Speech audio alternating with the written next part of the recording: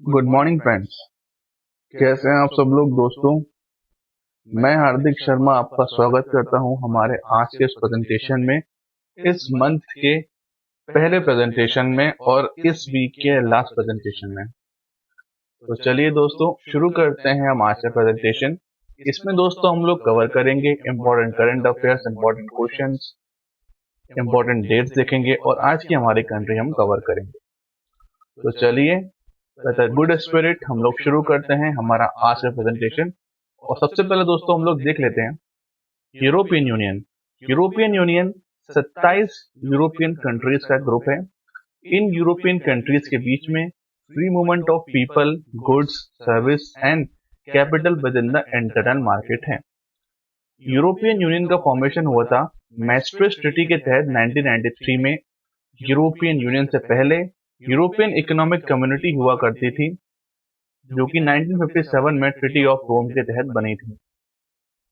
European union की capital Brussels है और इन 27 कंट्रीज में से जो 19 कंट्रियां हैं उसमें यूरो करेंसी चलती है, इसलिए उन 19 कंट्रीज को यूरो जोन भी कहते हैं। ऑस्ट्रिया, बेल्जियम, बुल्गारिया से लेकर अभी तक दोस्तों हम लोग कवर कर चुके हैं स्पेन तक। तो जो हमारी आज की कंट्री होगी वो होगी हंगरी। तो चलिए आज की हमारी कंट्री हम हंगरी को देख लेते हैं। हंगरी जो है दोस्तों एक सेंट्रल यूरोपियन कंट्री है। बुडापेस्ट जो है यहाँ की कैपिटल है। ऑफिशियल लैंग्वेज जो है यहाँ की वो है हंगेरियन। यहाँ के जो प्रेसिडेंट है वो है जेनोस एडर। यहाँ की करेंसी जो है वो है हंगेरियन फ्रॉन्टिन। और यहाँ की जो लेजिस्लेचर है उसका नाम है ऑर्जेगुलीज। ऑर्जेगुलीज जो है यहाँ की लेजिस्लेचर है, यहाँ की पार्लियामेंट है।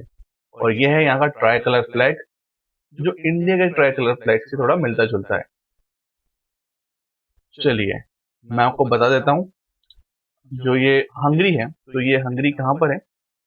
हंगरी दोस्तों ये रही, ये जो है ये एक लैंडलॉक कंट्री है। देखिए Slovenia, Austria, Slovakia, Austria, Croatia, Romania और एक दो कंट्रीज यहाँ पर इससे घिरी हुई कंट्री है। तो ये एक लैंडलॉक कंट्री भी है, मतलब चारों तरफ से घिरी हुई कंट्री है ये लैंड से। चलिए तो ये थी पूरी जानकारी हंगरी के बारे में। अब हम देख लेते हैं हमारा कोई Q&A सेशन। Q&A सेशन का पहला क्वेश्चन जो है आपके सामने ये रहा। पहला क्वेश्चन है दोस्तों आपके सामने, where does river Kopili flows. Kopili rivers किन जगहों पे बहती है, कहाँ उसका बहाव है। आपके ऑप्शन है ए मेघालय, बी असम, सी ए और बी या डी मिजोरम। ये आपके चार ऑप्शन है। आपको बताना है कि कोपिली कोपिली रिवर जो है वो कहाँ पे फ्लो करती है। ए मेघालय, बी आसाम, सी ए और बी दोनों यानी मेघालय असम दोनों, या डी मिजोरम। वीडियो पॉज कीजिए, सोचिए, फिर कमेंट कीजिए। चलिए आई होप आपने कमेंट कर दिया होगा। दोस्तों उसका सही जवाब जो है वो है ए और बी दोनों, मेघालय और आसाम। देखिए कोपिली रिवर जो है वो नॉर्थ ईस्ट इंडिया में फ्लो करती है, मेघालय और असम में फ्लो करती है। और ये साउथ बैंक ट्रिब्यूटरी है आसाम, ब्रह्मपुत्र की आसाम में। तो एक उसकी जो घटक नदी है ये ब्रह्मपुत्र की, तो ये जो है मेघालय और आसाम दोनों में फ्लो करती है। आगे देखते हैं अगला क्वेश्चन आपके सामने ये रहा दोस्तों। अगला क्वेश्चन है कि इंडिया के चीफ इकोनॉमिक एडवाइजर कौन है। अभी इंडिया के चीफ इकोनॉमिक एडवाइजर कौन है। पहला ऑप्शन है ए संजीव सान्याल, बी कृष्णमूर्ति सुब्रमण्यम, सी के विजय राघवन, या ऑप्शन डी ए और बी। आपको बताना है कि इसमें से इंडिया के चीफ इकोनॉमिक एडवाइजर कौन है। चलिए वीडियो पॉज करिए, कमेंट करिए, फिर वीडियो ऑन करके देखिए कि आपने सही जवाब दिया है या नहीं। चलिए मैं आपको जवाब बताता हूँ दोस्तों। इसका जवाब है कृष्णमूर्ति सुब्रमण्यम। इसका ऑप्शन जो है आपका वो है बी, कृष्णमूर्ति सुब्रमण्यम। ये जो अपने संजीव सान्याल जी हैं ये प्रिंसिपल इकोनॉमिक एडवाइजर हैं। और ये जो के विजय राघवन जी हैं, ये चीफ साइंटिफिक एडवाइजर हैं। इस हिसाब से जो अपना आंसर बनता है वो बनता है कृष्णमूर्ति सुब्रमण्यम, जो कि चीफ इकोनॉमिक एडवाइजर हैं। चलिए, आप आज का और इस वीक का लास्ट क्वेश्चन ये रहा आपके सामने। Beautification drive has been launch on the banks of Brari Nambal lake, where it is. आपको बताना है कि बरारी नाम्बल लेक जो है वो कहां पर है। आपके ऑप्शन है ए ओडिशा, बी श्रीनगर, सी शिमला या डी लद्दाख। ये चार ऑप्शन है, ए बी और सी और डी। आपको बताना है कि बरारी नाम्बल लेक कहां पर है। वीडियो पॉज करके कमेंट करिए, फिर क्रॉस चेक कीजिए। चलिए, मैं आपको जवाब बता दूं दोस्तों इसका जवाब दोस्तों है श्रीनगर। श्रीनगर में दोस्तों ये बरारी नाम्बल लेक है, जहां पे अभी रिसेंटली ब्यूटिफिकेशन ड्राइव जो है वो कंडक्ट करवाई गई है। तो ये तो दोस्तों हमारे इस वीक के लास्ट Q&A सेशन। अब हम देख लेते हैं top current affairs of the day. सबसे पहले दोस्तों, अभी जो हमारे यूनियन हाउसिंग मिनिस्टर हैं हरदीप सिंह पुरी जी, उन्होंने affordable rental housing complex acknowledge pact यानी ARHC को लॉन्च करा है। इसके तहत जो अर्बन माइग्रेंट वर्कर हैं, उन्हें अफोर्डेबल वे में स्टेट्स और यूनियन टेरिटरी दोनों में जो है हाउसेस जो घर हैं वो उन्हें मिल सके, इसलिए ये स्कीम जो है लॉन्च करी गई, जिसका नाम रखा गया है affordable rental housing complex ARHC knowledge pact. ये जो स्कीम है, ये प्रधानमंत्री आवास योजना अर्बन की एक सब स्कीम है। इसमें जो है सरकार ये हाउसिंग फैसिलिटी प्रोवाइड करवा रही है माइग्रेंट वर्कर्स को और अर्बन पुअर को। ये दोनों जो है माइग्रेंट वर्कर और अर्बन पुअर, इन दोनों के लिए स्कीम है। और इसमें दो मॉडल फॉलो करे गए हैं। पहला मॉडल तो ये है कि इसमें गवर्नमेंट फंडेड वैकेंट हाउस हैं, उनको ARHC में कन्वर्ट करा जाएगा और पब्लिक प्राइवेट पार्टनरशिप के तहत उन्हें 25 सालों के लिए जो है वो डेवलप किया जाएगा। दूसरा मॉडल है जिसमें कि नए घर बनाए जाएंगे उन लैंड्स पे जो कि अभी वैकेंट है, सरकार के अंडर है। तो वहां पे for a period of 25 years के लिए जो है उन्हें घर दिए जाएंगे कंस्ट्रक्ट करके।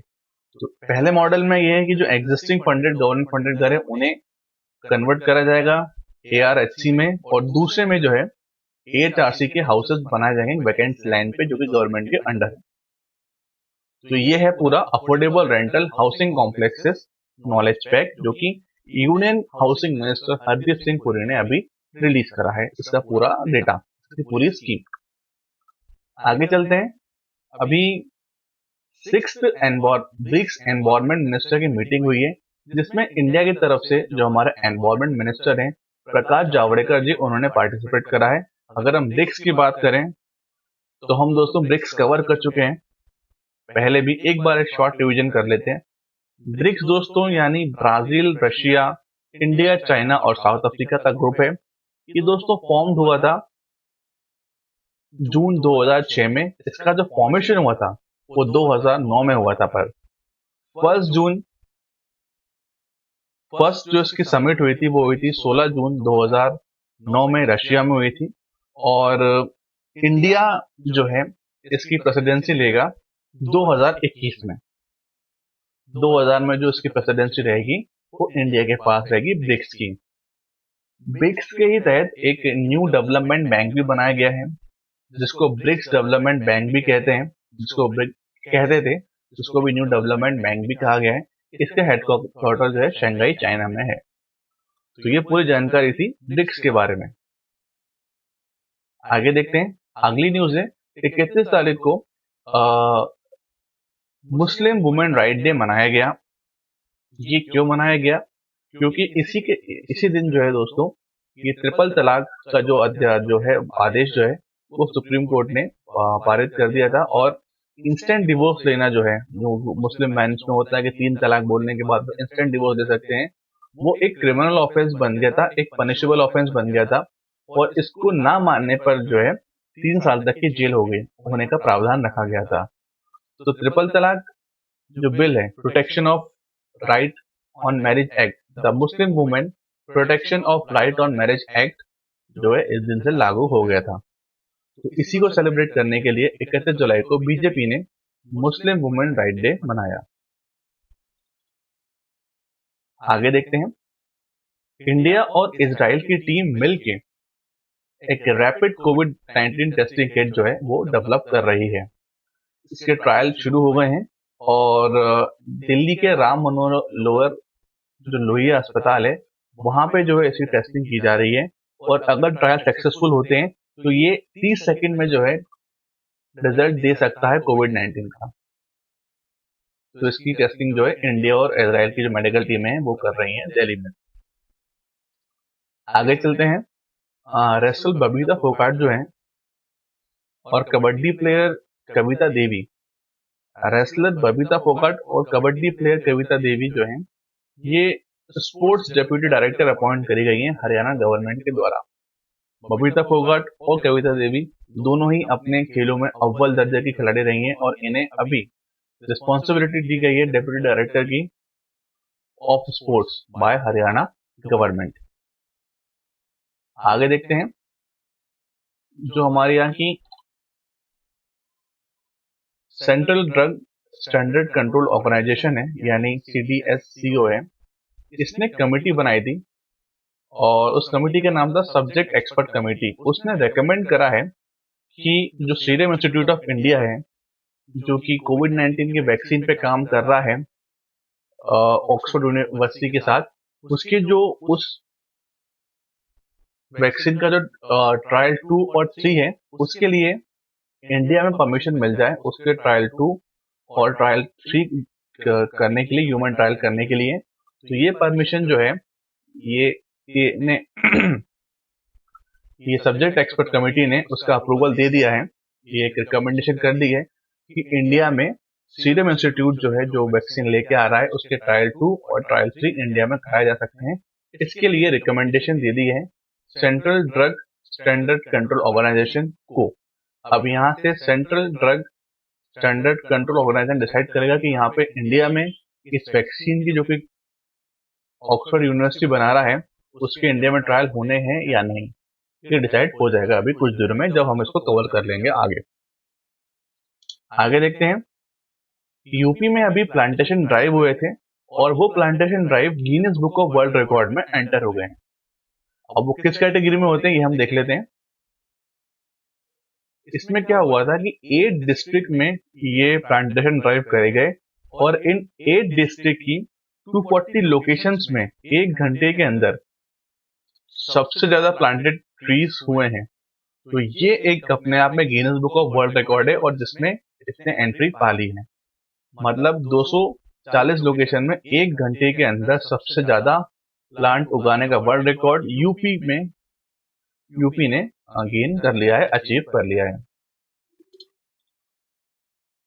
नेक्स्ट देख लेते हैं, जो हमारी इंडो तिब्बतीन बॉर्डर पुलिस फोर्स है उसने khadi village industry commission KVIC के साथ एक एग्रीमेंट साइन करा है जिसके तहत जो है जितने भी देसी जो इंडिजिनसली जो मटेरियल्स हैं जो ITBP में लगते हैं वो सप्लाई करने के लिए ये एग्रीमेंट हो गया है।